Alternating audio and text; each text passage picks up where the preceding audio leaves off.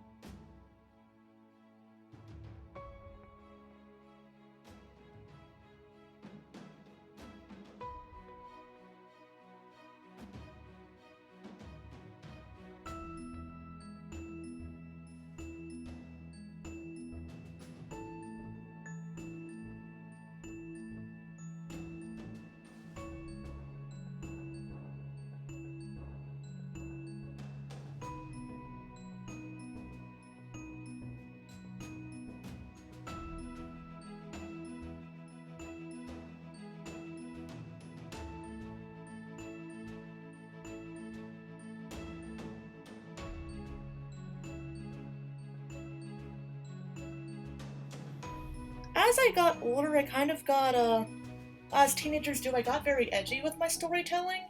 So I made it less about this fun elf having adventures to a human having family problems and depression. um, in this iteration of the story, Elora was actually a missing child of the royal family. She still grew up in the woods because her father went evil and tried to kill everyone, and she got lost in the woods as a baby, and everyone assumed she died, so she grew up in the woods and survived somehow. And then when she is about 15, they find her, and they're like, hey, come back to the royal family. And she's like, I grew up in the woods, I talk to trees. I don't know how to interact with people, so she's just a really shy, awkward baby girl. Um, I know in the ref she has like a gray cloak, but in a lot of iterations of this version of her, I tried to use a bunch of different fairy tales try to use a bunch of different fairy tales as like inspiration. And she was diagnosed Red Riding Hood, so the red cloak stays. She also had this like blue orb thing on her cloak. There was never like a thing for that. That was always just something she had. It had no relevance to the story. This story actually had 3 parts. One when Elora was a young teen, which is the version you're seeing now. One when she was an older teen and all her family was dead. And one when she was an adult with kids of her own, and then she died. Like I said, very edgy story, and she deserved better than that.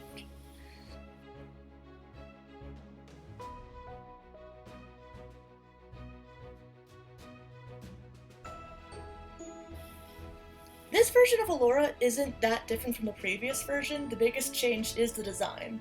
At this stage in my life and my career as a storyteller and artist, I wanted to be more diverse in my storytelling and think about world building more. For example, this kingdom where this whole story takes place, I always imagined it taking place on like an island because I envisioned a lot of scenes happening on like beaches and stuff. So I thought, hey, beaches, ocean, that's associated with Polynesian culture. So that's something I put into account for Elora's design.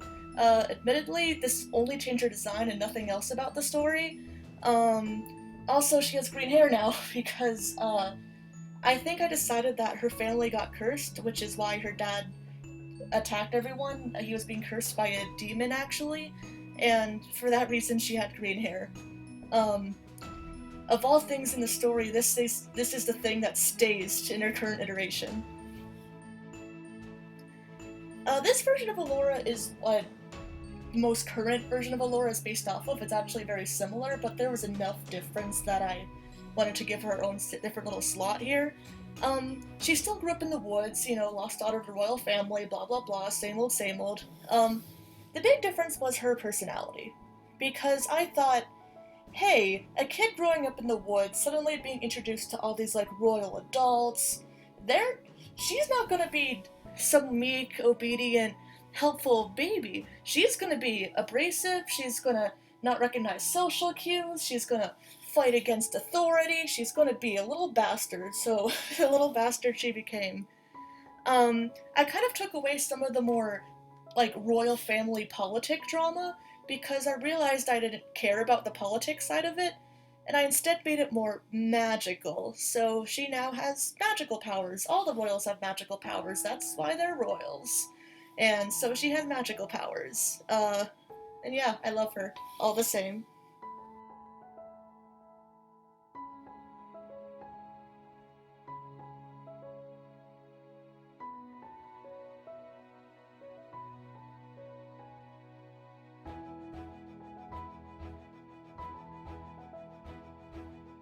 Elora has changed a lot throughout the years. But one thing has always stayed consistently the same, which is that she grew up in the woods. I took that away. She no longer grows up in the woods. In this version of the story, her mom, who was kind of dead in past iterations, she's alive, and she raised Elora. Her mom was pregnant with her when her royal father... Oh, also, her family's not royal anymore, they're just nobles who have magic powers. But, Elora's mom was pregnant and visiting her side of the family when the dad became cursed, started killing everyone. It's a whole thing that I can't really get into right now. But she decided, hey, I'm just gonna raise my baby away from all that. So she did that. So Elora grew up with her cool mom, and to kind of associate Polynesian culture more, her mom's side of the family are like fishers and seafarers, and they're really cool, and I like them. And Elora wants to be like them. Elora is still the abrasive, loud personality that the version before her was.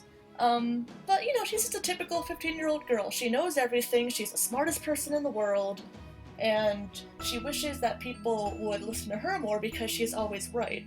She doesn't really respect authority, except for her mom, who is the coolest person alive, and she would do anything for her. But of course, because of shenanigans, she gets separated from her mom and meets up with her royal, no longer royal, noble family, and that's kind of how the story starts. Whew!